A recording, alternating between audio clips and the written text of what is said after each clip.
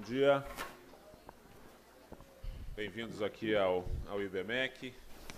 Agradeço a presença de todos. Acho que é importante esclarecer, a gente está fazendo o evento fora das nossas instalações porque estamos em obras e então a gente está com mais ou menos 25% do nosso espaço no centro ocupado ou interditado para a gente fazer o retrofit. A gente vai falar um pouco disso mais à frente, então a gente teve que fazer fora da companhia, mas o IBMEC também aqui nos acolheu super bem. Então primeiro faço agradecimento ao IBMEC que está disponibilizando as instalações. Queria também agradecer a equipe toda que preparou esse evento, toda a equipe de RI, de comunicação, marketing que trabalhou nisso. Faço no nome do Rogério, que, enfim, vocês conhecem bem. Tenho a missão gloriosa de aguentá-los durante o ano inteiro. E, enfim, e tem aí um carinho grande por todos os nossos investidores e que preparou esse evento com super cuidado para a gente poder ser o mais específico possível, em contar um pouco da nossa estratégia, um pouco do que a gente está fazendo, o que a gente vai fazer e dividir essa estratégia com vocês. Eu vou repassar aqui a agenda. O dia vai ser aí longo, a gente sabe que tem muito interesse também pelos painéis, então a gente montou novamente o dia com um grande painel na abertura, incorporando aí feedbacks de vocês dos anos anteriores. A gente não vai fazer perguntas e respostas aqui nesse momento, vamos aí até umas 10h15, fazemos um intervalo, depois a gente vai para as reuniões, para os painéis de negócios. Serão painéis de 40 minutos, com intervalo de 5 para a gente trocar entre salas, e vamos ter um que vai ser eu e o Daniel para perguntas e respostas, depois para Q&A direto, uma com Cícero e com Tarcísio, mercado listado, uma do Juca e da Vivi, mercado de balcão, uma de infraestrutura para financiamentos. Na verdade, o Marcos Vanderlei teve um problema pessoal, familiar, não vai poder vir, vai ser a Fátima e o Adriano Paor. E um de tecnologia, dados e analytics com o Nardoni e o Raposo. Acho que o Amanso também vai ficar. Qual painel que o Amanso vai ficar? O do Adolfo, também de tecnologia e dados. Bom, acho que é legal também que vocês vão ter contatos com outros executivos, então isso é bacana. Acho que a equipe de RI, Daniel, a gente, enfim, conversa muito com todos os acionistas, mas outros executivos talvez não tenham as mesmas oportunidades, então acho que é bacana vocês interagirem com eles, e acho que esse é o objetivo do dia. Eu vou começar dando um pouco de um sumário de qual é a mensagem hoje aqui que a gente tem trabalhado e que a gente entende que é a nossa visão na B3. A gente tem, obviamente, um otimismo grande com a conjuntura, e a gente vai conversar sobre isso. A gente está vivendo uma transformação talvez sem igual no mercado de capitais brasileiro. Sei que eu vou chover um pouco no molhado para vocês aqui falando um pouco disso, mas a gente vai tentar contextualizar, tanto do lado da demanda quanto do lado da oferta, um pouco o quão transformacional tem sido para os nossos clientes e para o mercado brasileiro o que a gente está vivendo agora, que obviamente, já dando um pouco do spoiler, é um pouco muito influenciado pelo juro baixo, né? A gente tem claramente uma estratégia que maximiza e fortalece o nosso core. Então a estratégia da companhia efetivamente maximizar valor do core business. A gente não quer desfocar, a gente sabe que a gente tem um negócio excepcional, sabe que tem um negócio que pode crescer muito, então tudo que a gente tem feito é dedicar maiores esforços para priorizar as iniciativas que maximizem o valor do nosso core business, mas obviamente a gente entende que a gente tem um posicionamento de mercado que possibilita a gente avançar e diversificar seletivamente a nossa atividade.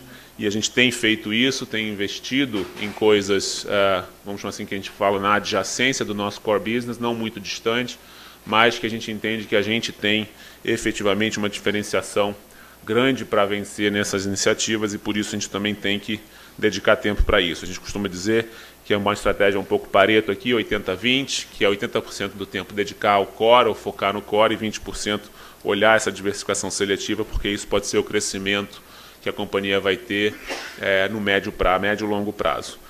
E, obviamente, tudo isso calcado no fortalecimento da nossa cultura. O que é a nossa cultura? Basicamente, de forma rápida, é uma cultura que está definitivamente o cliente no centro, né? Entender as necessidades do cliente, balanceando isso com credibilidade operacional. A gente fala pouco disso, vamos falar um pouco mais, mas a gente, graças a Deus, a gente não tem problemas, vamos chamar assim, no lado operacional, que demandem a gente ficar falando muito, mas esse é um lado de todo o nosso backstage que é importante, que garante que a gente esteja lá disponível. Eu acho que esse, então, é a nossa cultura. A credibilidade operacional, a segurança, a certeza de que as coisas vão funcionar, que ainda bem que a gente não tem que falar muito sobre isso, mas dá trabalho e é uma atenção muito grande na nossa governança, no nosso time, né, na nossa equipe, e que a gente vai continuar sempre se dedicando para que isso continue assim e, obviamente, focado no cliente. E, para complementar isso, a gente entende que com maior agilidade e inovação, dadas as necessidades do mercado, é exatamente o que a gente precisa fazer. Vamos falar um pouco de transformação, né? A gente está vivendo, falei que a gente está vivendo um momento de mercado bastante otimista. O Brasil está vivendo, não sem motivo, né, um momento transformacional, e a gente tem claramente a estratégia centrada no Brasil, né, apoio nos clientes e desenvolvimento do seu negócio. Então, essa é a nossa grande, vamos chamar assim, missão. E fazer tudo isso com credibilidade operacional, né, com foco na expansão e desenvolvimento de produtos e, obviamente, atentos à tarifação e incentivos que possam acelerar e destravar potenciais de crescimento no nosso negócio e endereçar efetivamente potenciais gargalos de crescimento dos negócios do cliente. Então, acho que são os 3, talvez, pontos que fazem a gente ficar bem animado, né? A gente tem claramente um momento de Brasil que eu vou falar agora muito transformacional, mas esse é o que vai nos mover, né? Ter esse pilar da cultura centrada nos clientes, com o objetivo de desenvolver novos produtos e praticando aquilo que a gente fala sempre, que a gente entende que a gente tem uma alavancagem operacional bastante robusta, para que a gente possa compartilhar efetivamente parte dessa alavancagem operacional, desses ganhos de crescimento de volume com clientes, para que a gente possa crescer o negócio. E a gente vai falar um pouco mais sobre isso também no dia de hoje. A gente mostra aqui um pouco das reformas que a gente viveu ao longo desse ano, que criaram as condições necessárias para o equilíbrio fiscal, né? Todo mundo acompanhou ao longo do ano a novela da reforma da Previdência. E por que ela é tão importante? Ela claramente, junto com a taxa de juros, ela é claramente uma condição necessária para a gente ter taxa de juros baixa no Brasil. Então, foi muito importante a aprovação dessa reforma, de ter um Congresso alinhado com esse compromisso fiscal, porque senão a gente teria uma trajetória de dívida totalmente insustentável no Brasil. Isso fez a taxa de juros bater aí na mínima histórica, né, de 4,5% nessa semana, e faz com que o juro real, que a gente já viveu no Brasil, na média, enfim, que veio dos anos 90 lá perto de 10%, 12%, e ao longo dos anos 2000 se manteve ali ao redor de 6 a 7, 6 a 8%, recentemente estava mais perto de 4,5%, tem abatido aí 1% no curto prazo e 3% no longo prazo. E, obviamente, isso faz com que todo mundo se mexa e reveja, enfim, toda essa alocação de portfólios. Eu acho que esse é efetivamente o momento em que a gente, talvez o único momento nos últimos anos que a gente tem essa combinação, né, de trajetória de equilíbrio fiscal com juro baixo, com perspectiva de manutenção de juro baixo, e eu acho que isso vai ser claramente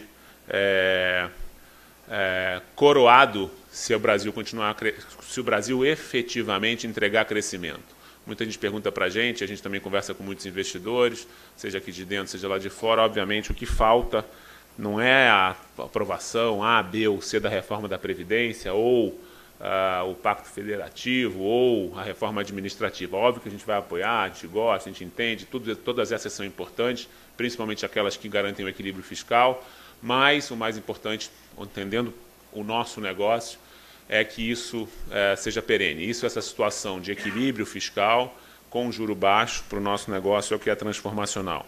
reforma tributária, tudo óbvio, a gente vai ser sempre super alinhado de que deveria avançar, mas, obviamente, para a gente já está vendo o quão transformacional e qual é o grande catalisador deste movimento de crescimento de mercado de capitais, e certamente é a taxa de juros. A taxa de juros está definitivamente mudando o perfil de investimento dos brasileiros. A gente viu a Selic em 4 anos, cair de 14 para 4,5, né? E é um movimento que, pela primeira vez, a gente tem a perspectiva de que o juro fique neste patamar por um longo período. Então, isso é que tem feito com que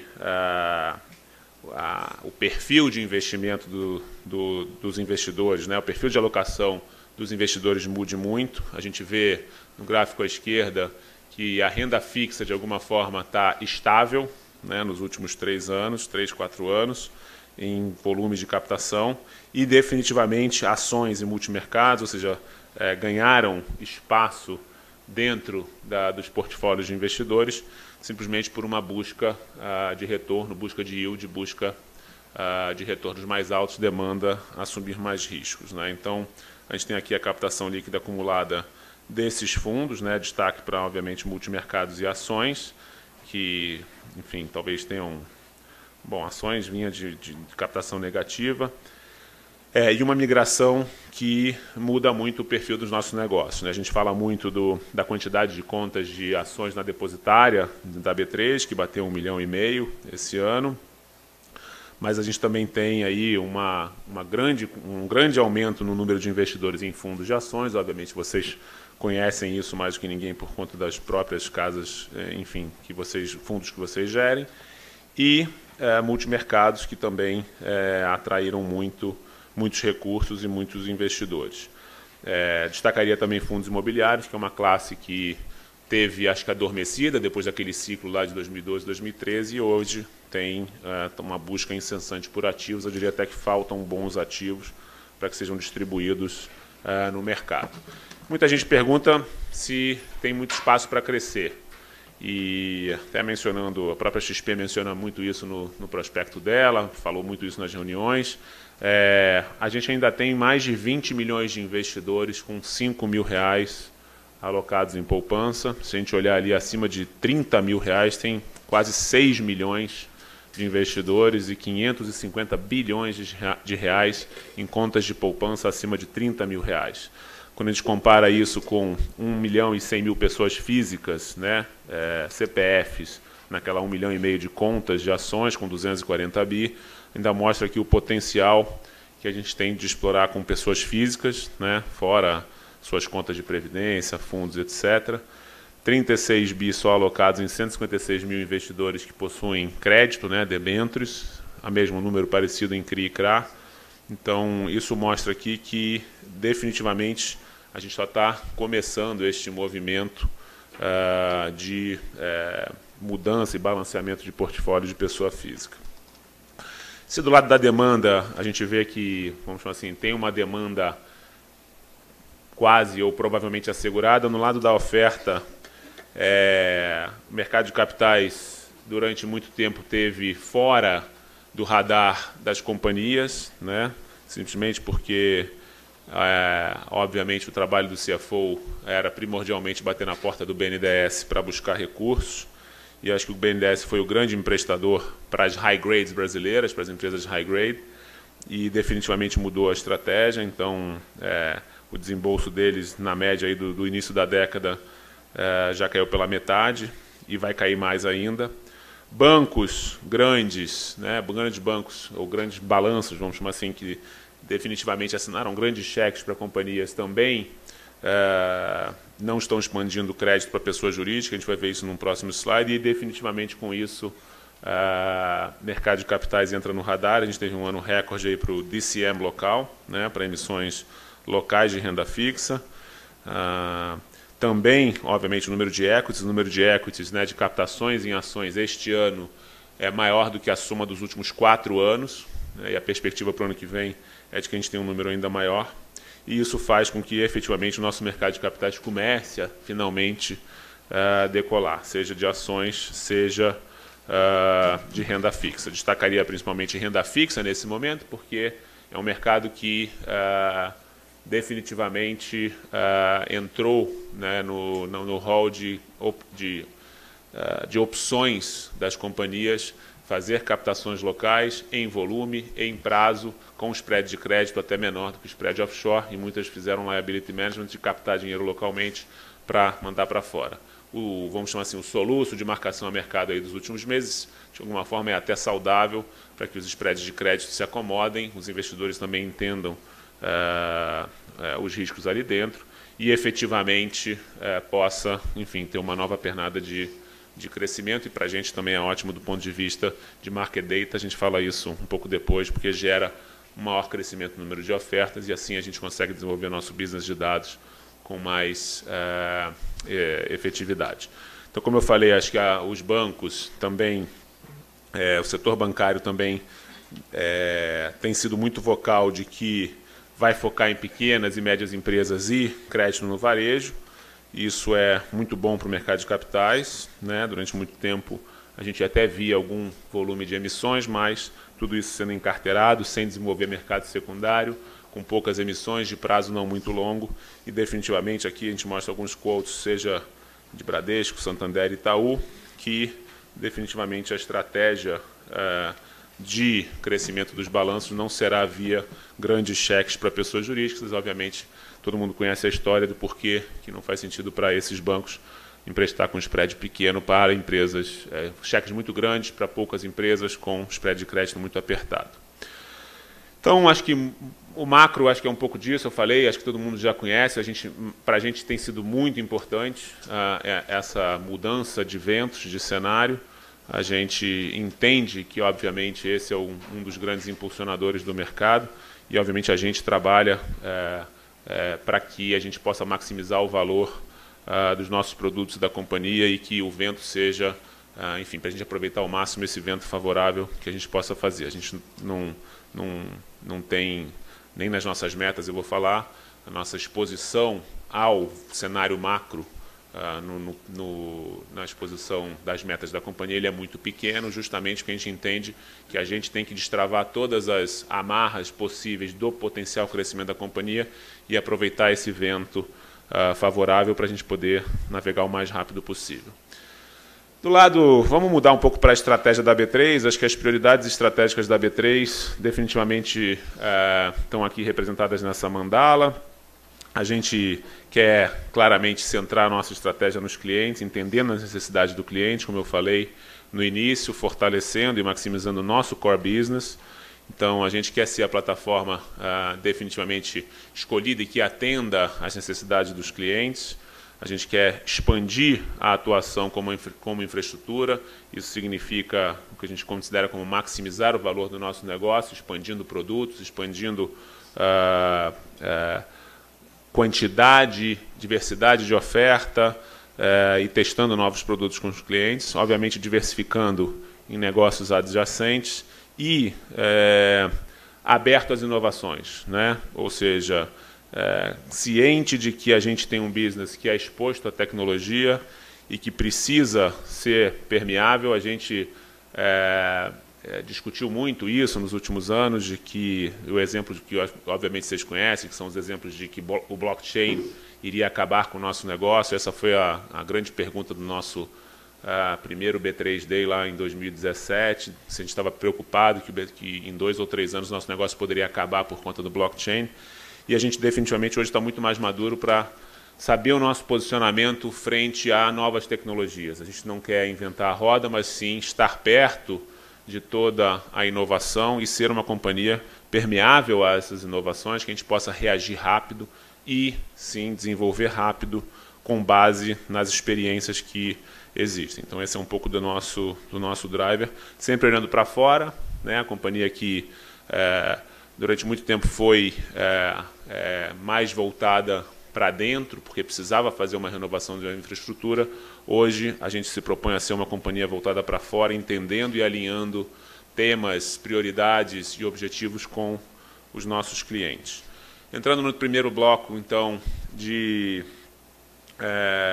fortalecimento dos nossos negócios, eu falei já acho que 3 vezes sobre foco no cliente, né, e aprimoramento da experiência. Então, nosso objetivo efetivamente é estar próximo dos nossos clientes para atender de maneira rápida e eficaz, deixá-los satisfeitos. A gente faz muito esforço para garantir que a gente entenda quais são essas necessidades dos clientes. Eu vou mencionar no próximo slide quem são esses clientes e como é que a gente se organiza para atendê-los. E os nossos esforços, obviamente, estão, como eu falei, em garantir a robustez operacional e credibilidade. A gente raramente tem esse tipo de discussão sobre sistemas, estabilidade. Obviamente, a gente tem aprendizados ao longo do ano e, dado o crescimento de volume, a gente tem que estar sempre atento ao perfil, não é só a quantidade de negócio, é o perfil, é o tipo de investidor, a quantidade de negócio, o volume nem é, às vezes, o maior impeditivo, e sim a quantidade de negócio. Então, quando a gente faz mini-contrato, obviamente isso impacta a nossa infraestrutura. Então, todo esse lado de segurança operacional, é ótimo que os clientes discutam pouco e falem pouco. Quanto mais ou quanto menos problemas e quanto menos visibilidade isso tiver, é a garantia de que a gente está indo na direção certa. Ou seja, quanto menos a gente aparecer, melhor. E isso certamente é uma importante diferenciação que a gente tem e que muitas vezes a gente fala pouco, mas é por um bom motivo.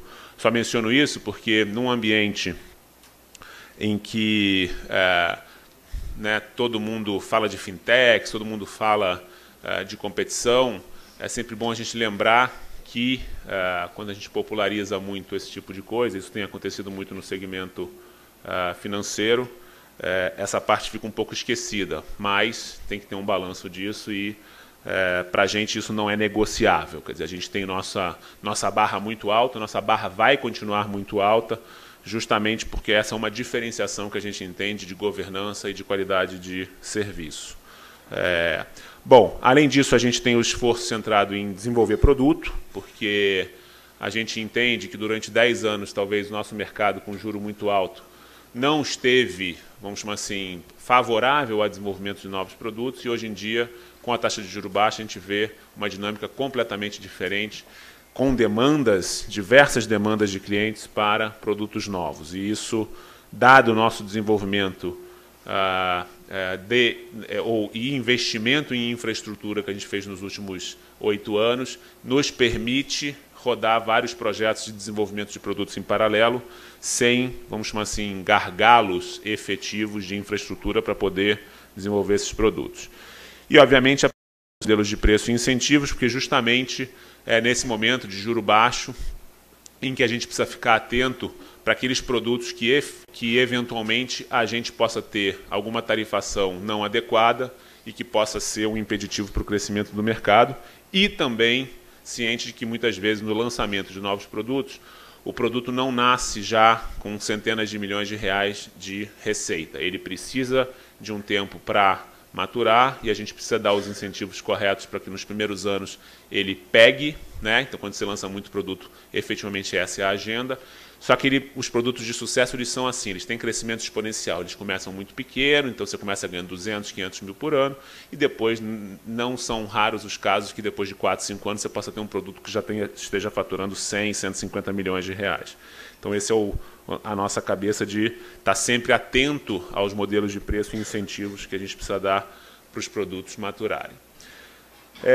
Bom, eu falei de clientes. Quem são os nossos clientes? E reforçando aqui um pouco do nosso ecossistema, para a gente é importante ter um ecossistema saudável, né? Um ecossistema ele, não é somente composto de um tipo de clientes. No passado, por exemplo, os grandes traders, né? O grande trading vinha dos clientes de sell side. Essa foi a realidade, por exemplo, nos anos 90 no Brasil. Hoje isso está muito diversificado e pulverizado. Então, a gente entende que os nossos clientes são efetivamente clientes do sell side, instituições financeiras, por exemplo, clientes do buy side, sejam eles institucionais locais, investidores não residentes, que são, vamos chamar assim, os long only, né, ou clientes, fundos, vamos chamar assim, menos alavancados. Os PTGs, ou Proprietary Trading Groups, ou seja, empresas de trading, que são várias dessas, às vezes conhecidas como HFTs, empresas profissionais de trading, são algumas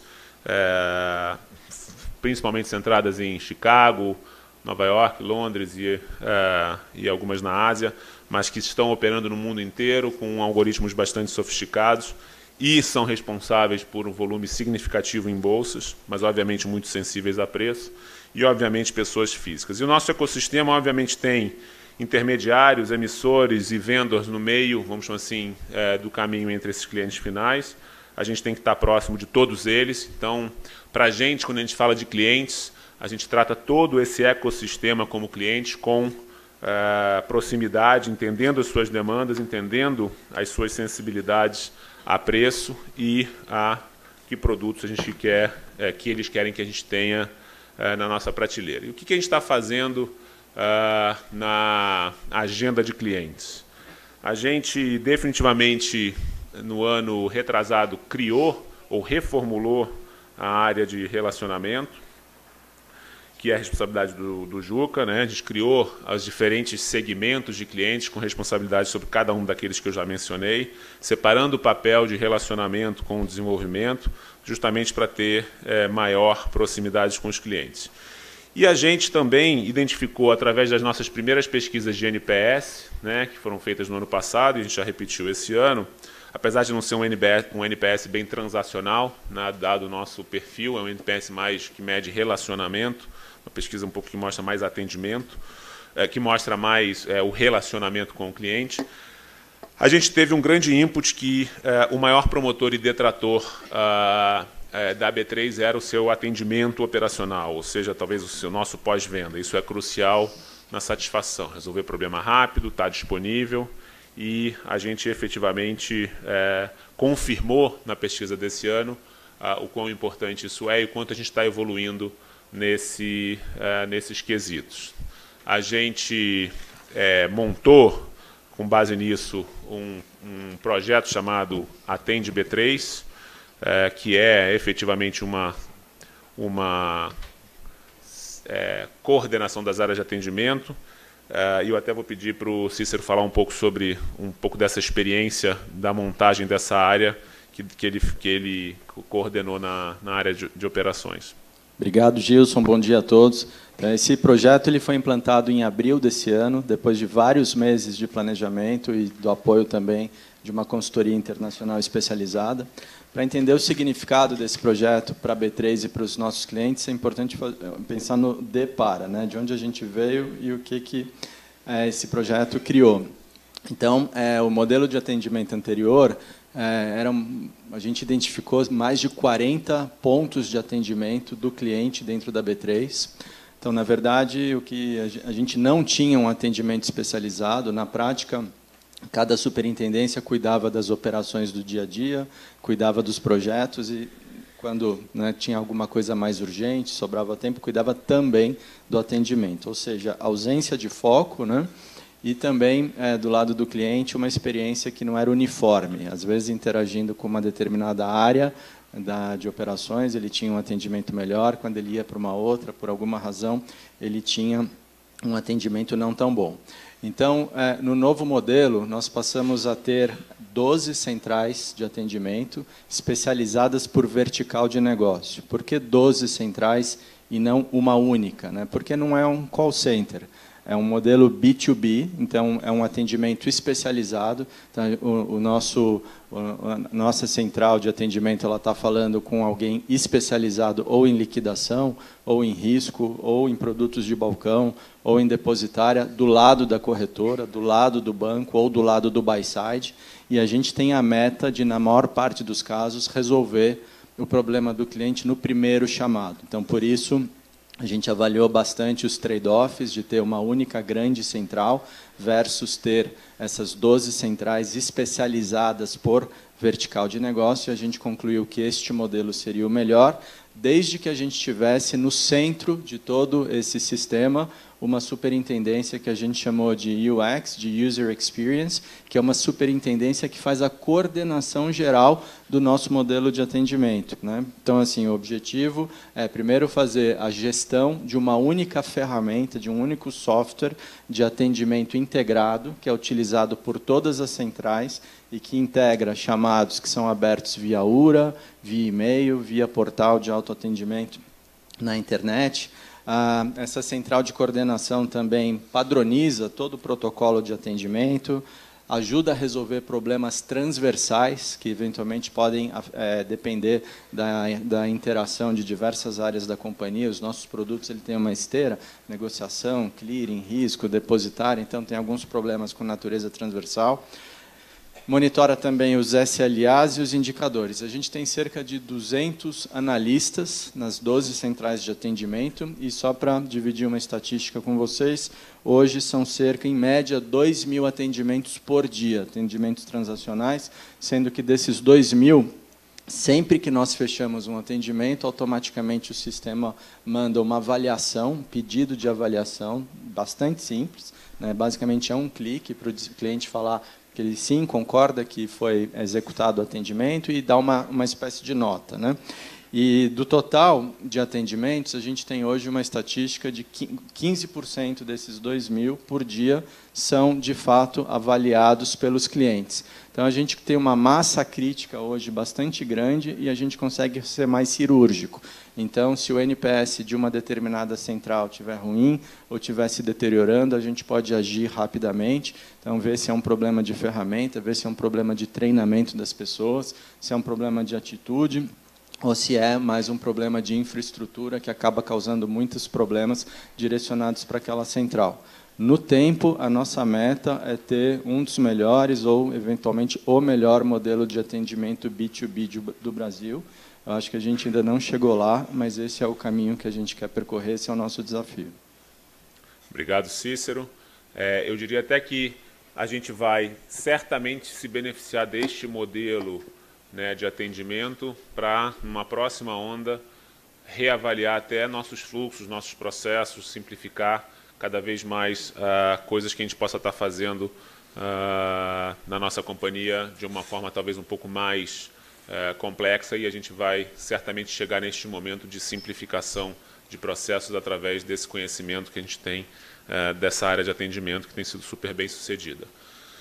No lado de robustez das plataformas e credibilidade operacional, eu destacaria, acho que, os desafios que a gente viveu ao longo desse ano, né? A gente teve efetivamente um ano fantástico em termos de disponibilidade, mas não foi fácil. Isso não é fácil. O mercado cresceu 234% em quantidade de mensagens, 150% em quantidade de negócios, com o crescimento de clientes, e certamente a gente teve perfis, né, de crescimento muito diferentes, né? Uma coisa é você planejar o seu crescimento para, mais 5% por mês ou 10% por mês, e você vai fazendo isso gradativamente. No nosso negócio, obviamente, a gente não sabe qual vai ser o dia volátil, ou qual vai ser o dia com mais mensagens, qual vai ser o momento do dia que o Trump vai falar e que vai onerar nossas plataformas. Então, isso traz aqui um desafio operacional e tecnológico grande.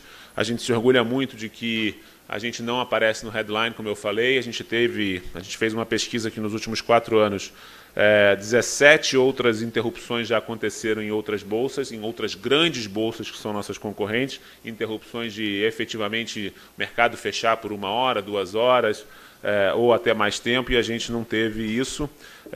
Acho que, obviamente, esse é um desafio muito grande. Conforme eu mencionei, a gente precisa ficar sempre atento e garantindo que a gente esteja se atualizando e olhando qual vai ser o futuro disso para a gente estar adequado no lado da tecnologia. Tarifação e incentivos, acho que para talvez mencionar um pouco o que eu falei sobre a alavanca de relacionamento, a gente claramente entende que, como eu falei, que a gente tem uma alavancagem operacional muito grande, que temos um compromisso de olhar os gargalos de crescimento do mercado. Já implantamos algumas mudanças esse ano, fizemos talvez a maior campanha de incentivo que a gente possa ter tido já na companhia no lado do Tesouro Direto. O primeiro semestre foi muito efetivo, funcionou muito bem em termos de atratividade de clientes. Também campanhas de incentivo na depositária de ações, então a gente começou a testar modelos onde a gente dava incentivos para que as corretoras trouxessem clientes para ações. Esses são os 2 exemplos bastante grandes de efetividade de uso da tarifação como alavanca de crescimento.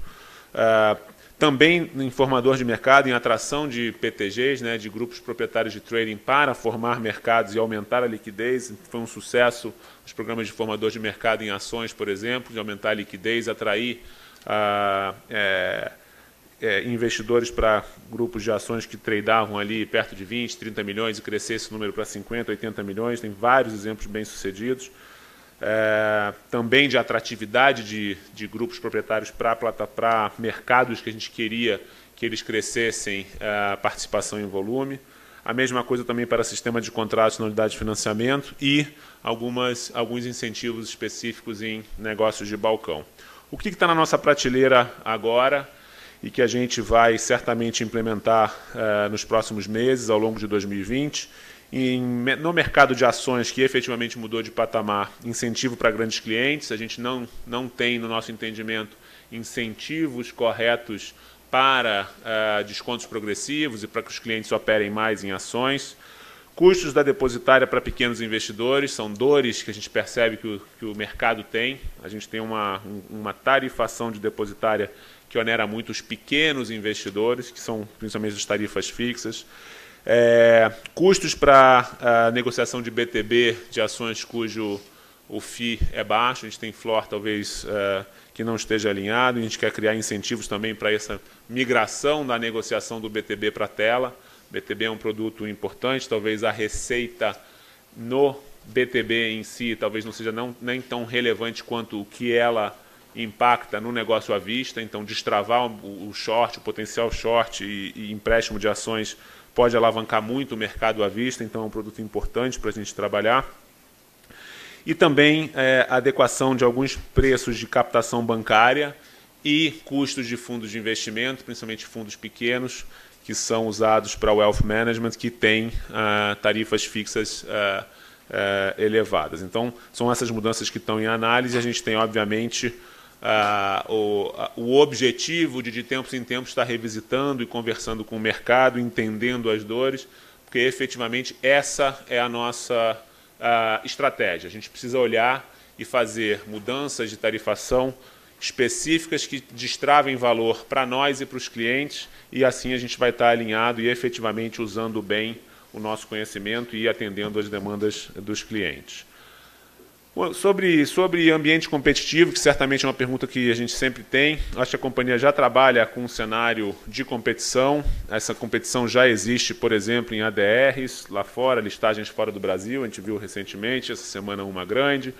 A gente tem também Total Return Swap, quer dizer, mercados de DI lá fora com um volume significativo. A mesma coisa vale para os NDFs. Registro de recebíveis com outras registradoras já atuando no registro de recebíveis. Mesma coisa em sistema de contratos, com competição na unidade de financiamentos. Registradoras também do mercado de balcão. Então, a competição já existe. A gente entende e cada vez mais a companhia internamente trabalha com o cenário de que competição vai existir em todos os mercados. Isso não é um problema para a gente. A gente entende que isso é simplesmente uma consequência do maior dinamismo e crescimento do mercado brasileiro, e não é por isso que a gente vai ficar parado e não atentando ao que a gente precisa fazer. Então, a gente tem efetivamente trabalhado nesse cenário, tentando cada vez mais se diferenciar e estando próximo do cliente, entendendo as necessidades e se antecipando a qualquer possibilidade de perda de market share em qualquer produto. A gente entende que a gente tem um posicionamento muito bom, muito efetivo, muito presente, e certamente não deveria haver nenhum motivo para não sermos escolhidos como a plataforma de preferência dos clientes em qualquer um dos mercados que a gente atue. A gente sabe que a competição em mercado de ações vai chegar, né, para o mercado local, isso vai acontecer em algum momento, então a gente trabalha com esse desenho, também no registro de operação de balcão, e a gente sabe que isso não será um problema para a gente, porque a gente já se antecipou e está muito próximo do mercado, atendendo às necessidades para que a gente não perca market share nisso em nenhum deles.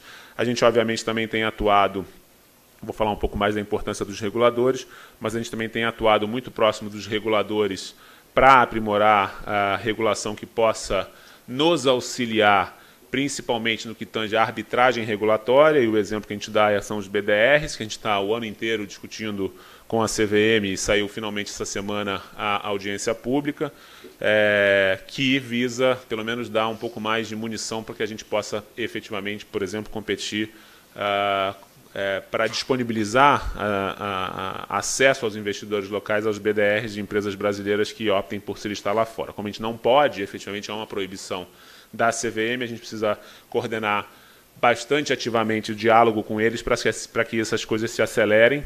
E, obviamente, existem outras discussões que são no âmbito legislativo, que, obviamente, tomam mais tempo, como a que está hoje na imprensa, que se refere ao voto plural. São essas discussões com reguladores que são importantes para que a gente também não tenha uma arbitragem regulatória afetando o nosso resultado. A gente também tem sempre o desafio de revisar, dentro da unidade de financiamentos, a legislação sobre registro de contratos. Então, temos aí diante de nós, no ano que vem, a revisão da resolução 689 do CONTRAN. Então, a gente sabe que isso aqui também precisa ser aprimorado e talvez mais estabilizado.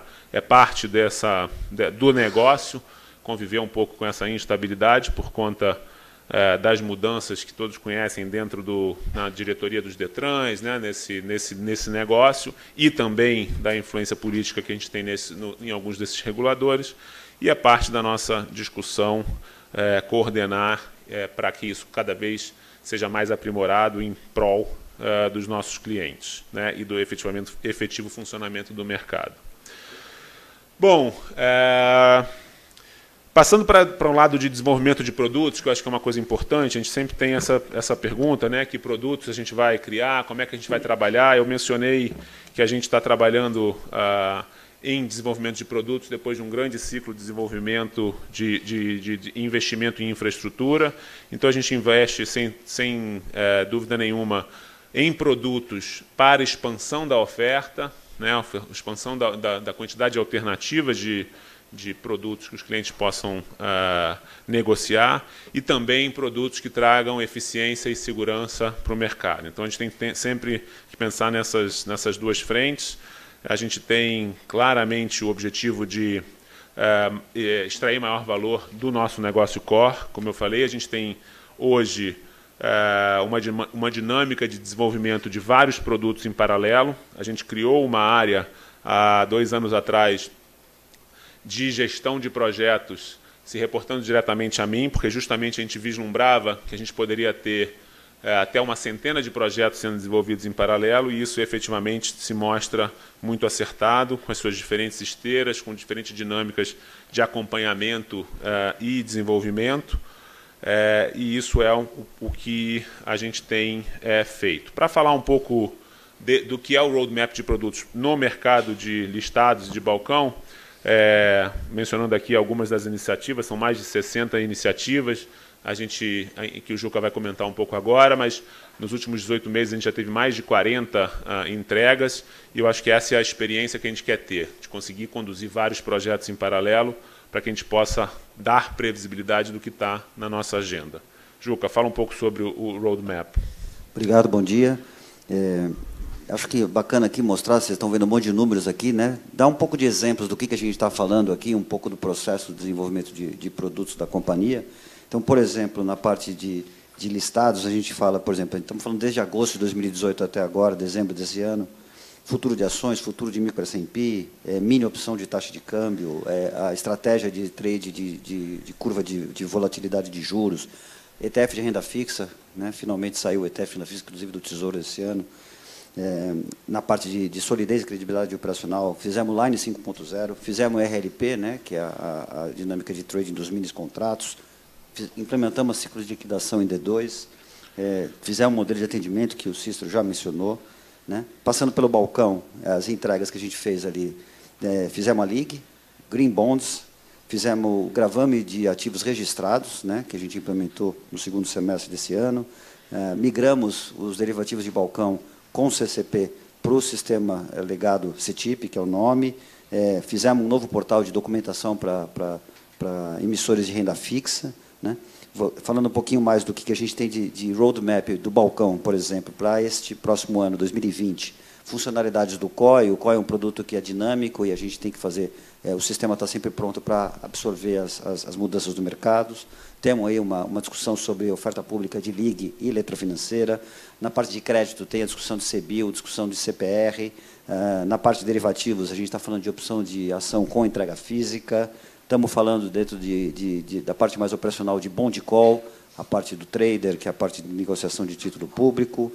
Voltando para o listado, falando um pouquinho das entregas de 2020, empréstimo de ativos, que o Gilson já mencionou, a nossa expectativa é que a gente entregue esse ano. Vamos desenvolver ao longo de 2020 exercício automático de opção. Estamos falando também na parte de FIC, que a gente fala de juros e moedas. Tem discussão importante aí na parte de câmbio, novos produtos de câmbio, casado de dólar, né, o spot com o futuro, algumas mudanças no produto de câmbio também, o spot forward. Temos line clearing, temos estudos que a gente está fazendo também com o mercado, por exemplo, unificação de data de vencimento de derivativo, estamos falando de, talvez, futuro de título público, estamos falando, talvez, e esse eu acho que o mais provável que a gente desenvolva é a estratégia de precificação de curva de juros. Então, aqui eu estou dando um panorama, só para dizer porque de onde vem tanto número, né, e a quantidade de frente, a quantidade de coisa que a gente está olhando do ponto de vista de produto. Tem coisas aqui que já estão no roadmap, que já tem data de entrega, tem coisas que a gente ainda está combinando com o mercado a data de entrega, e algumas delas são estudos. Eu acho que, por último, para mencionar, uma coisa que a gente tem colocado muito dentro da companhia é que apenas a data, a gente não quer só ter uma data para entrega. Mais do que ter uma data de entrega, a gente quer ter adesão. Então, a gente entende que não adianta colocar um produto no mercado e o mercado não usá-lo. Então, a gente quer construir junto com os clientes, estar próximo deles e estabelecer uma data de entrega que seja compatível para nós e para eles, para que eles, quando o produto seja lançado, o cliente já esteja utilizando esse produto, né? Que ele não fique parado lá na prateleira. E obrigado, Juca. Eu acho que o aprendizado que a gente teve ao longo desses 2 anos com as nossas esteiras mostram claramente evolução e amadurecimento até na nossa forma de trabalhar. A gente mesmo tem tido diversas boas experiências no mercado de balcão, que o início da jornada foi difícil, e agora a gente está super orgulhoso da forma como a gente está trabalhando internamente, da quantidade de coisas que a gente vai conseguir entregar, dada essa aproximação, priorização e perspectiva de lançamentos de produtos dentro dessa esteira, por exemplo. Seguindo para o roadmap de entregas na unidade de financiamentos, né, na área de infraestrutura para financiamentos, a gente efetivamente tem os 2 produtos de sistema de contratos desenvolvidos ao longo desse ano, obviamente que geram ruído, porque a gente teve uma mudança, vamos chamar assim, no viés de que a gente trabalha com as registradoras através do Integra Mais e do Integra Mais Solução, mas foram, acho que, bons exemplos de adaptabilidade e da nossa agilidade em adequar o nosso produto à regulação e à necessidade dos clientes. A gente tem novos produtos e serviços que a gente está incorporando na plataforma imobiliária, que efetivamente começa a entrar de novo no radar de crescimento, dado o crescimento do crédito imobiliário com a aquisição da Portal de Documentos. Então, a gente tem efetivamente alavancado o entendimento e conhecimento do que a gente chama de inteligência cartorária dentro do Portal de Documentos para alavancar os produtos, seja de avaliação de imóveis ou de registro eletrônico. Então, na ponta, acho que esse é um dos grandes benefícios dessa aquisição, a gente colocar de novo esse produto esses produtos da agenda imobiliária na nossa esteira. Efetivamente, é um mercado que a gente tinha expectativa de que crescesse, mas de 2013 até hoje ele praticamente reduziu pela metade e agora volta claramente com perspectiva de crescimento forte para a nossa agenda. A gente também teve desenvolvimento de um produto muito interessante chamado Floor Plan, que é de financiamento de veículos, vamos chamar assim, para concessionárias ou lojas e até mesmo se beneficiar disso para a gente diminuir fraudes, por exemplo, de roubo e fraude em locadoras de automóveis. Então, criatividade de usar monitoramento e gravame para novos mercados. Então, a gente teve bons exemplos disso esse ano. E também a gente colocou dentro do hall de produtos serviços de cobrança que já existiam na Portal de Documentos, que efetivamente a gente molda e coloca na nossa esteira de infraestrutura para financiamentos. No lado de tecnologia, dados, analytics, a gente tem Também uma esteira bastante dinâmica de desenvolvimento de produtos. A gente tem, primeiro, acho que é importante dar clareza para essa área, né? E a primeira coisa que a gente tem que fazer é, no lado de governança, a aderência à LGPD. Então, a gente mesmo se reorganizou internamente para garantir que a gente esteja compliant com a LGPD ao longo aí de 2020. Isso sobe a barra, tanto em infra como em governança. A gente pode explorar um pouco mais disso, vocês podem explorar um pouco mais disso no painel de negócios. Mas essa é uma área que a gente tem, eu diria, investido de forma silenciosa, porque não tem efetivamente uma grande receita, ou um grande destaque de receita, mas a gente percebe o potencial que a gente tem de desenvolvimento de business de analytics, seja no varejo, seja juntando os dados que a gente tenha. E a gente tem, tanto no lado de mercado de capitais, o produto Sinacor com um grande foco de vamos chamar assim, reformulação, tanto na entrega quanto nas funcionalidades. A aquisição da BLK, que também nos gera muito dado e analytics para a gente desenvolver produto. DataWise e UpToData são os produtos que a gente entende que vão alavancar no futuro, com a sofisticação do mercado de capitais, a necessidade de expansão, de apressamento, de acesso a dado live, a analytics, a dados trabalhados, a índices, a lançamento de ETFs. Então, esse é uma área que, obviamente, quando a gente faz a analogia da B3 com as grandes bolsas internacionais, puxa, as bolsas internacionais já têm 20%, 25% da receita atrelada a dados e a B3 tem perto de 4%, 5%. Nós estamos, talvez, 10 a 12 anos atrás do ciclo de geração de produtos e de explorar esse potencial. Então, é agora que a gente vai começar a ver esta área cada vez mais se expandindo e a gente tendo que criar e até reformular negócios para a gente ter mais expansão de oferta de produtos nesse mercado.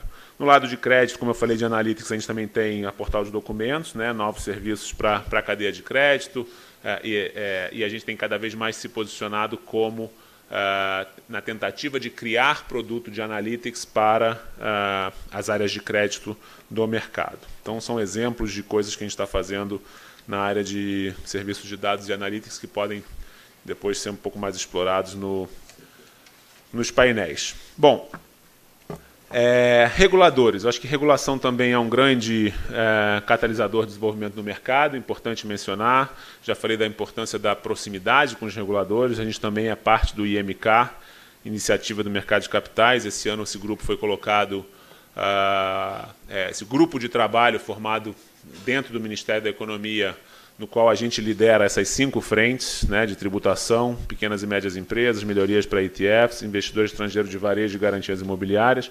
A gente é parte de vários outros, são acho que 16 projetos, e a gente efetivamente entende que nosso papel, além de o que a gente chama de conectar, viabilizar, é desenvolver mercado, e é assim que a gente consegue, enfim, mover um pouco a agenda, seja ela legislativa e regulatória, que a gente precisa para os nossos mercados se desenvolverem. Então, aqui há um claro envolvimento da B3 para que a gente consiga avançar em agendas que podem destravar potencial de crescimento. Dou um exemplo, por exemplo, na frente de tributação de investimentos. Um dos nossos pleitos que está indo bem, e a gente entende que faz todo sentido, é, por exemplo, simplificar a tributação de pessoa física que negocia ações em bolsa e que deixe de ter a necessidade de pagar a carnê-leão mensal, de deixar de ter necessidade de ter lá o IOF, dedo duro, que isso possa ser netado, né, com todas as suas transações de bolsa ao longo do ano, que a gente possa prover um informe de rendimentos com todos os ganhos e perdas de saldo líquido e falar o imposto a pagar. E, por incrível que pareça, finalmente a Receita está bastante favorável a essa ideia, então acho que o timing é muito propício para a gente, por exemplo, fazer essas mudanças. Então, são exemplos de envolvimento da B3 na agenda regulatória para destravar valor e facilitar acesso de investidores. Deixa eu aproveitar, só interromper e comentar aqui essa parte que você comentou, né, que é via SEI, né, que é o canal eletrônico do investidor, a gente forneceu uma plataforma para o cliente poder usar, e acho que isso vem da iniciativa que a gente fez dentro da área de clientes, também da cobertura de pessoa física. Então, quando a gente fala lá, cliente pessoa física, a gente tem que também ter um olho para a experiência da pessoa física nos produtos da B3, então a gente desenvolveu esse time É um time também que está dando muito foco, que a gente vê esse crescimento como uma alavanca muito grande para a companhia, a gente tem que dar atenção para esse segmento. Bom ponto, Juca. E cada vez mais a gente tem se surpreendido com o potencial de coisas que a gente pode fazer ali dentro, né? A gente, apesar de ainda muito incipiente, a gente está começando a discutir se você vai poder comprar ação em um clique dentro de uma outra plataforma. Será que esse dia vai chegar? Então, este tipo de discussão permeia a discussão dessa frente de pessoa física, né, de experiência do cliente pessoa física no futuro. Obviamente, talvez a gente esteja indo aí um pouco mais adiante, mas esse tipo de discussão já aparece, esse tipo de demanda já aparece e a gente está já começando a se planejar para isso. Um outro exemplo de como a gente se envolve em regulação, acho que é o BDRs, né, Companhias Brasileiras com negócio no Brasil, societariamente estabelecidas em paraísos fiscais, que estão fazendo IPO fora, que possam ser negociadas na B3. Né? A gente hoje tem uma vedação regulatória para fazer o BDR não patrocinado dessas companhias. E a gente finalmente, depois de um ano trabalhando incansavelmente com a CVM, teve essa audiência pública já bem desenhada, a audiência pública veio bem costurada, né, veio bem definida, que até alguns de vocês comentaram comigo aqui hoje na abertura, do tipo, puxa, mas já veio tão detalhe, né, eles já trabalharam, né, fruto da nossa insistência. E até menciono que um dos repórteres me perguntaram, puxa, mas você gostou da audiência pública? Eu gostei. O que poderia ser melhor? Poderia ser melhor que, em vez de 10 de fevereiro, podia ter sido 13 de dezembro, né? Um dia, porque já está tão discutido que já poderia ser mais rápido. Eu acho que essa talvez seja a nossa frustração, da gente conseguir acelerar essa agenda para a gente não perder mais tempo de oferecer esses ativos para vocês negociarem, que vocês certamente teriam demanda, e a gente é bastante confiante que a gente poderia ter nas BDRs, talvez metade da liquidez existente, ou da liquidez total, negociada aqui, dado o conhecimento dessas empresas, às vezes a arbitragem, assim como a gente tem nas ADRs, uma maior participação aqui, né, das empresas que têm ADR. A gente entende que isso seria bastante... seria a primeira etapa, né? Obviamente, o que a gente gostaria no futuro é que essas empresas fizessem dupla listagem, pudessem acessar, enfim, o melhor do canal lá fora, seja ele valuation, que muitas dizem que não, mas a gente sabe que sim, liquidez, enfim, e que essas empresas pudessem ser listadas nas duas jurisdições. Bom, que mais além do core? Talvez essa seja a pergunta correta para falar sobre diversificação. A gente discutiu bastante no ano passado, no meados do ano passado, o que mais a gente deveria fazer além do nosso core business. E isso passou por... muitas vezes a gente é tentado a fazer muitas coisas, e a gente discutiu alguns dos negócios, e a gente definiu que a gente vai se envolver em adjacências que sejam próximas ao nosso negócio, né? Onde a gente tem uma habilidade maior de sucesso, seja pelo nosso posicionamento, seja pelo nosso conhecimento, e essas frentes a gente continua investindo. Eu destacaria aqui energia. O mercado de energia está começando no Brasil a ter efetivamente os primeiros sinais de necessidade de organização, de ter um mercado organizado. A gente entende que falar de bolsa de energia definitivamente é queimar etapas. Tem aí tem uma esteira de etapas a se cumprir para um mercado nascer com raízes fortes, e energia a gente tem um time trabalhando para garantir que a gente esteja alinhado aos reguladores e alinhado à prática de dar transparência, visibilidade de preço, começar com o mercado de balcão e assim sucessivamente, collateral management, para que a gente possa um dia ter, sim, uma bolsa de energia. A gente já começou a ter os primeiros problemas no mercado de balcão, que o setup do mercado está, da forma como o mercado está organizado, e isso claramente aumenta a necessidade de uma organização do mercado de energia. Já tem gente se posicionando, mas a gente entende que o nosso projeto é muito bom e a gente vai, passo a passo, avançar nessa frente. Uma outra frente que tem nos animado bastante é o mercado de seguros. Independente da gente ter a regulação obrigando ou mudando o setup, dado nova direção da SUSEP, a gente já largou nos nossos produtos e projetos de infraestrutura de seguros. A ideia é que a gente esteja próximo das seguradoras e facilite a vida das seguradoras, criando efetivamente, diminuindo burocracia, preenchendo coisas que a gente possa facilitar em termos de registro, relação com o regulador, Isso certamente pode gerar dados e analytics importantes para desenvolvimento de produtos de crédito. Então, esse é o nosso posicionamento. A gente tem se surpreendido cada vez mais com o potencial de coisas que tem para fazer. Obviamente, a gente não pode dar um passo maior que a perna, mas a gente tem devagarinho avançado e botando mais gente para trabalhar nessa frente, que no médio prazo a gente entende que possa ser uma geradora de valor para a B3. A gente vai retomar a conversa sobre criptoativos. A gente teve negado no passado o pedido para um derivativo de balcão, né, lá atrás. A gente entende que o mercado de criptoativos está mais maduro.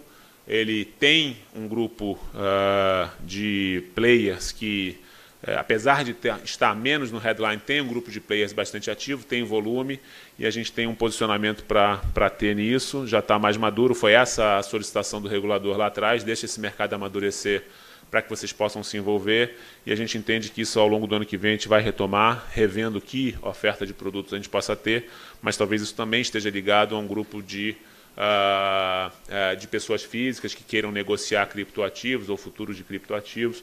Então isso a gente também está discutindo dentro da companhia. E também, por último, acho que a gente tem ali uma frente direcionada a soluções relacionadas a compliance, como Know Your Client, Anti-Money Laundering. É uma demanda que o mercado tem, a gente vê que o mercado é muito fragmentado e a gente pode criar soluções que possam ajudar nossos clientes. Então, são exemplos de adjacências que a gente está atuando. Já tem pessoas, grupos, squads. Para falar um pouco desses, muitos desses estão organizados já, novos negócios organizados em metodologia ágil, que a gente quer avançar e crescer. Para a parte final, acho que falando um pouco de permeabilidade, capacidade de inovação, né, quer dizer, a gente aumentar aí a nossa capacidade de se adaptar à inovação. Eu acho que é importante começar falando de cultura corporativa. A gente vem trabalhando muito forte no tema de cliente, de proximidade do cliente, como eu falei. Isso é muito importante para a gente também entender que inovação o nosso cliente está esperando da gente. Talvez a melhor forma de resumir seja, durante muito tempo a gente ficou discutindo se a gente deveria ter uma área de inovação. O que era inovação? O que a gente vai transformar? E agora a gente já está muito mais convencido de que inovação para nós é Customer Experience. Inovação é entender o que o cliente quer e o que a gente está fazendo que não está atendendo o cliente. É daí que vem a inovação. Não é do blockchain, não é de alguma ciência espacial que vai mudar o nosso negócio. E é isso que a gente tem trabalhado, quer dizer, trabalhado para que a gente possa entender a necessidade do cliente e reagir rápido. Para isso, a gente precisa ter essa cultura corporativa de satisfação e proximidade do cliente e um ambiente interno de abertura, vamos chamar assim, de colaboração, que a gente possa trabalhar em conjunto rápido para atender essas necessidades. Por isso, a gente tem trabalhado muito o tema de abertura e colaboração dentro da companhia. Acho que é uma necessidade muito grande que a gente possa ter mais talentos dentro da companhia. Espera aí que passou um a mais, né? Esse aqui eu queria ficar nesse. Então, a gente tem trabalhado muito o tema agilidade, né, para que a gente possa ter efetivamente capacidade de inovar. A gente precisa ser uma empresa que atrai, uma empresa que consegue trabalhar em equipe, que consegue trabalhar rápido. E acho que a gente vem colhendo frutos como marca empregadora. A gente ganhou alguns prêmios esse ano. A gente está trabalhando para ser uma das melhores empresas do Brasil para se trabalhar. A gente já está com o selo da Great Place to Work, teve boas surpresas nas pesquisas internas de engajamento. A gente está trabalhando no retrofit, que eu vou falar no próximo slide. A gente já tem implementado na companhia trabalho remoto, a gente já mudou o dress code, a gente tem as frentes de diversidade, a gente tem todos esses projetos implementados com um orgulho muito grande de que tem dado resultados e tem mudado realmente a percepção e a vontade dos nossos funcionários de trabalhar na B3, e engajamento é muito importante para que a gente consiga reter talentos para o futuro. E a gente também teve a boa surpresa que a gente foi eleito pela Forbes a melhor empresa empregadora do Brasil nesse ano.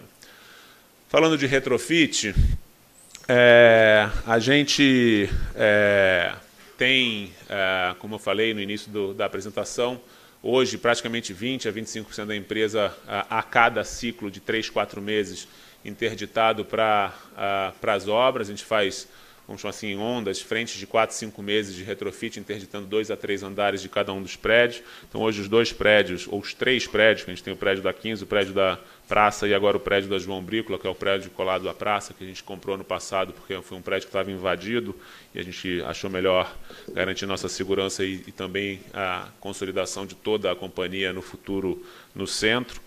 A gente tem tido boas surpresas nesse processo de retrofit, a gente tem trabalhado para ter andares abertos e isso tem sido muito recompensador, apesar de oneroso no dia a dia, porque a gente tem gente trabalhando lá nos nossos 3 subsolos, mas a gente está querendo construir efetivamente um ambiente diferente, mais colaborativo, que certamente vai se transformar em resultado para a companhia. Esse retrofit vai pelo menos até meados de 2021, quando a gente pretende entregar todos os prédios reformados. A gente tem a inauguração, provavelmente, do prédio da 15, totalmente reformado em meados do ano que vem, talvez ali perto de maio. E a gente, inclusive, inaugura o novo pregão, né, onde a gente toca o sino. E, efetivamente, o prédio da Praça, no final de 2020, já começou a reforma nele, a gente deve entregá-lo. Bom, para tentar cumprir nosso horário, falando um pouco de transformação ágil, eu mencionei alguns squads, algumas formas novas de a gente se trabalhar na B3. A gente tem cada vez mais testado a metodologia ágil na B3. Queria que o Nardoni comentasse um pouquinho sobre como tem sido essa experiência na companhia. Obrigado, Gilson. Bom dia a todos.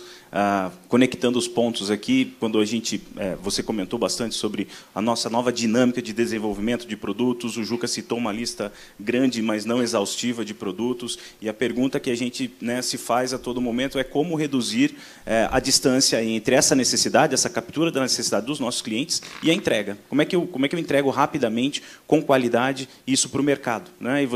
E nós trouxemos a metodologia ágil como a alavanca que vai possibilitar que a B3 consiga cada vez mais atender o seu cliente de maneira tempestiva, né? Usamos a própria metodologia ágil para implantar o ágil dentro da companhia, num modelo de planejar, de executar, aprender e aprimorar. Começamos por áreas, implantamos primeiramente no Sinacor. Eu diria que foi até uma implantação um tanto quanto ousada, porém bastante exitosa, né? Conseguimos rapidamente ter uma visão muito melhor entre a capacidade de desenvolvimento da equipe, de entrega da equipe, versus a quantidade de demandas que nós temos dos nossos clientes. Traduzimos isso em qualidade na última entrega que fizemos do Sinacor recentemente. A quantidade, o sucesso dessa entrega, a estabilidade do produto, ela foi significativamente maior do que a primeira, e o principal, né, é uma das versões que já traz uma série de demandas dos clientes, ou seja, reforçando aquilo que a gente falou no começo, uma visão mais externa do que interna, né, atender mais o cliente do que somente as necessidades da companhia. E, obviamente, para que essa metodologia ela tenha sucesso, existe a necessidade da criação de um arcabouço de tecnologia.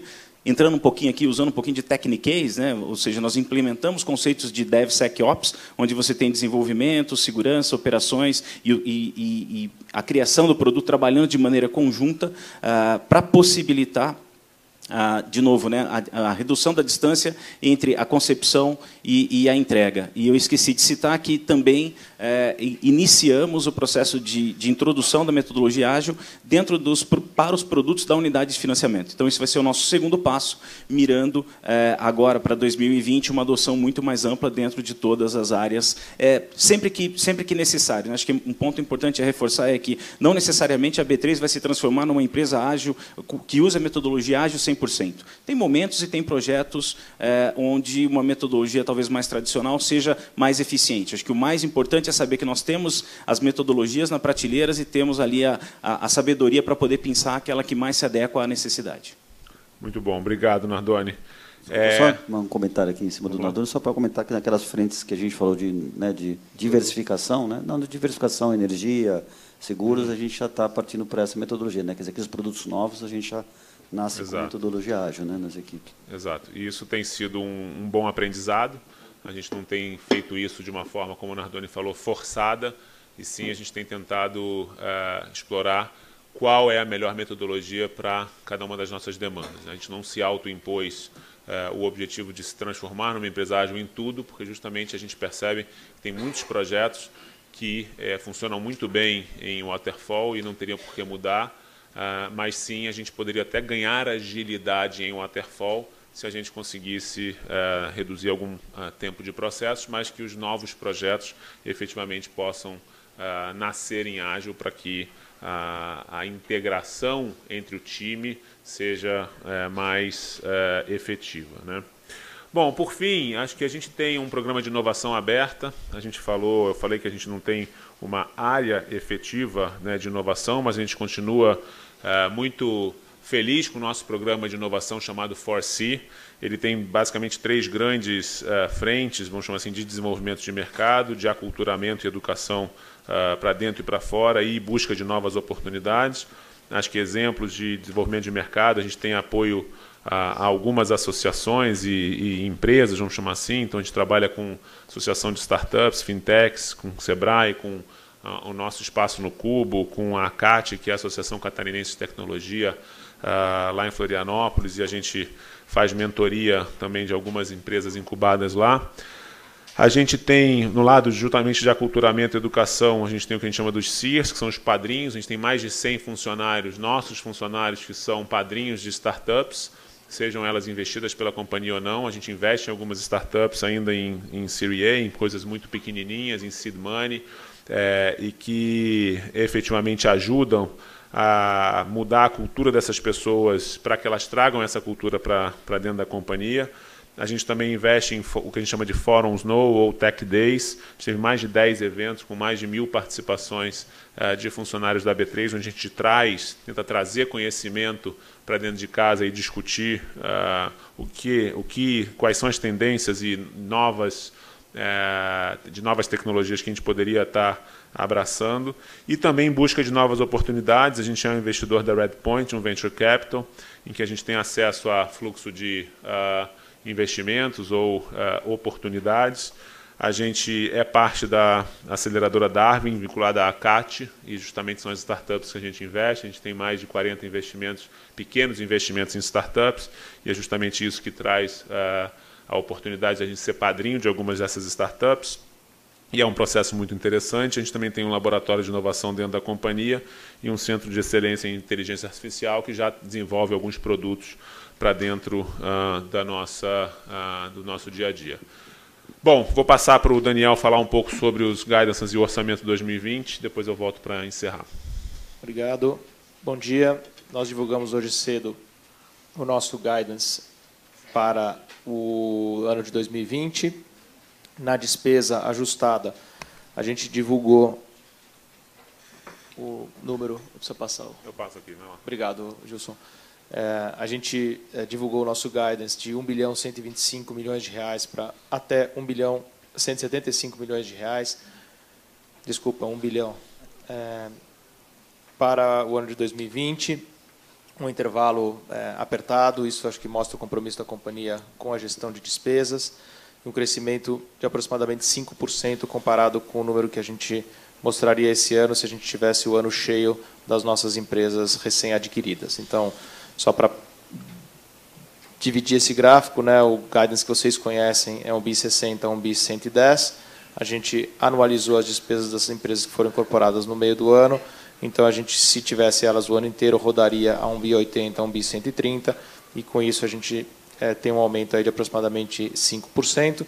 E acho que, como o Gilson e os demais colegas mencionaram, a gente está empreendendo novas iniciativas dentro da companhia, novos projetos. A gente está tendo uma oportunidade muito legal de atrair gente bacana para o nosso time. E o funding disso está vindo através de iniciativas que a gente está buscando dentro do core business, né? Quer dizer, fazer aquilo que a gente já faz, eventualmente de uma maneira um pouco mais eficiente, para poder patrocinar esse crescimento dentro de uma cultura de despesa bastante disciplinada. No orçamento de CAPEX, vocês veem uma indicação de 300 a 330 milhões. A gente está rodando o nosso CAPEX acima daquilo que a gente considera o estado natural do que a B3 precisa para o seu desenvolvimento, em função do projeto de retrofit que vai dar uma nova casa e uma nova cara para o nosso ambiente de trabalho. A gente entende que a companhia deveria ter um investimento recorrente de CAPEX de 200 a 250 milhões de reais e que isso seria suficiente para a gente fazer os investimentos tanto em equipamento como em desenvolvimento de novos produtos e intangível para proporcionar um crescimento bastante robusto do nosso negócio. Então, a diferença entre esse número que eu mencionei recente e o número que a gente está divulgando são os investimentos na nossa infraestrutura física no retrofit. E, por fim, a gente divulga também os demais guidances na página seguinte, onde a gente fala das despesas de depreciação e amortização, onde não tem uma alteração muito grande, exceto pela ativação de alguns projetos e a analisação da depreciação de Portal e BLK. Também as despesas atreladas ao faturamento. Aqui é importante indicar que a gente reduz bastante as despesas atreladas ao faturamento, porque isso vem principalmente da nossa unidade de financiamento, onde houve uma mudança no modelo de negócios, menor receita, menor despesa atrelada ao faturamento, em função da alteração da forma como a gente interage com as companhias registradoras nesse business. Os investimentos eu já citei. E, finalmente, o guidance de alavancagem financeira, que a gente está mantendo 1,5 vezes dívida bruta sobre EBITDA. Este ano a gente vai fechar com um número abaixo disso, então a gente está formalmente revisando o nosso guidance, mas isso se dá meramente em função de uma postergação do refinanciamento da debênture que venceu agora em dezembro. A gente pretendia refinanciá-la no final do ano. Em função das condições de mercado, a gente optou por fazer esse refinanciamento mais um pouquinho para frente, esperar uma normalização do que nos pareceu um momento um pouco atípico no mercado de crédito privado no Brasil. Então, a gente vai printar um número menor do que 1,5 no final desse ano, mas está plenamente mantida a estratégia da companhia de ter uma alavancagem de 1,5 vezes sua dívida total sobre dívida recorrente e, com isso, poder fazer distribuições bastante significativas de proventos. E, para o ano que vem, a gente também está mantendo o nosso guidance de 120% a 150% de distribuição sobre o lucro líquido societário, que é o mesmo valor que a gente tem para esse ano. Então, esses são os destaques na parte do orçamento de guidance, e depois eu posso pegar mais perguntas na nossa sessão de Q&A. Obrigado, Daniel. E acho que, para finalizar, a gente tentou consolidar tudo num único painel, mostrar um pouco das nossas metas, as metas que o management persegue, que na verdade são as metas corporativas que todos os funcionários de alguma forma têm nas suas metas totais, sejam quando a combinação de metas individuais, metas diárias e metas corporativas, de cima para baixo, isso vai mudando o peso. Mas a gente trouxe aqui alguns exemplos. A gente tem aqui 5 alavancas de valor, acho que solidez e credibilidade operacional a primeira, clientes a segunda, produtos a terceira, crescimento do negócio a quarta e cultura e pessoas na quinta. Então, dando algum exemplo, todas as reuniões de conselho de administração, a gente mostra a evolução de cada uma dessas frentes. Então, isso é seguido de perto, isso é efetivamente a forma como a gente se mede ao longo do ano. E aí a gente tem em cada uma dessas alavancas de valor metas que a gente mensura e serão importantes para a remuneração de toda a equipe, como, por exemplo, no lado de solidez e credibilidade, percentual de disponibilidade das plataformas, enhancements de risco, governança de risco. No lado de clientes, a gente tem um target de NPS, a gente tem um target de NPS específico também para redução de detratores. Enfim, a gente faz ali, apesar do número não ser alto de detratores, a gente quer chegar a esse número, por exemplo, a 0, e isso é uma forma como a gente, exemplo de como a gente trata a meta de clientes. No lado de produtos, a gente define os projetos-chave, e marcos de desenvolvimento, entrega e, como o Juca falou, adesão a cada um desses produtos ou funcionalidades. A gente, no lado do que a gente chama de crescimento do negócio, é a forma de a gente estar exposto à receita. A gente não tem uma parcela praticamente ínfima da meta, vamos chamar assim, a receita, o top line da companhia, mas a gente define exatamente produtos e iniciativas que a gente entende que tem que entrar em, vamos chamar assim, em funcionamento ou que tenham que crescer, que a gente chama de receitas management driven, ou seja, aquelas que a gente consegue efetivamente destravar valor. Então a gente tem aqui o maior peso nessas receitas, onde a gente define quais são os produtos e alavancas de crescimento que a gente pode efetivamente influenciar, seja através de novos produtos, incentivos ou atração de clientes. E o foco em despesas, né, para a gente garantir que a gente tem o compromisso de não crescer despesas além do que a gente precisa e que tem uma busca constante de produtividade, como o Daniel falou, de pegar um pedaço das despesas dos negócios mais maduros, conseguir trabalhar a não crescimento ou a redução da despesa nos business maduros para que possa financiar parte das nossas iniciativas de diversificação. E, por fim, no lado de pessoas e cultura, a gente faz tanta pesquisa de engajamento, em que a gente mensura entropia, e, enfim, engajamento na cultura corporativa, e a gente mede isso e coloca uma meta de evolução da nota total e do que a gente chama do alinhamento entre a visão área e a visão empresa e a visão área, né? Que a pessoa entenda que o clima corporativo na área dele e na empresa sejam únicos e que a gente tenha uma empresa cada vez mais coesa. Bom, com isso eu termino aqui a nossa apresentação. Acho que a gente tem, de novo, reforçando a minha fala no início, a gente tem um momento de mercado muito favorável, né, muito transformador. A gente efetivamente está comprometido com o desenvolvimento do core business. A empresa inteira tem essa consciência de que o nosso negócio é muito bom, é importante, é fundamental para o crescimento do país, da sociedade, e é isso que faz a gente ser a B3, e a gente tem que aproveitar o nosso posicionamento para diversificar nossa atuação, e é isso que a gente está buscando para o médio prazo, mas sempre preservando o lado da cultura, a proximidade com os clientes, a credibilidade operacional, e sendo uma empresa permeável, ágil, para que possa responder a todas as inovações que a gente possa ter pela frente. Eu passei um pouquinho do tempo esperado aqui, a gente está 15 minutinhos atrasado, não, 10 minutinhos atrasado, mas a gente consegue recuperar nos painéis. O Daniel vai dar as instruções de como é que a gente segue para o 5º andar, para os painéis. Bom, cada um deve ter recebido um número de um grupo. A gente tem 5 salas, cada uma dessas salas vai reunir um grupo, cada uma dessas salas vai começar com um time do management. Os investidores, analistas e demais convidados vão ficar parados nas salas e a gente vai circular entre as salas. A gente vai tentar ser bastante disciplinado com o tempo. Para cada um dos assuntos vai ter uma pequena apresentação tocada pelo time e depois um período de perguntas e respostas. E quando encerrar, o time vai sair e vai se deslocar para a sala seguinte. Então, a gente está no 5º andar, tem elevador e tem escadas. E obrigado pela atenção. O número está no crachá.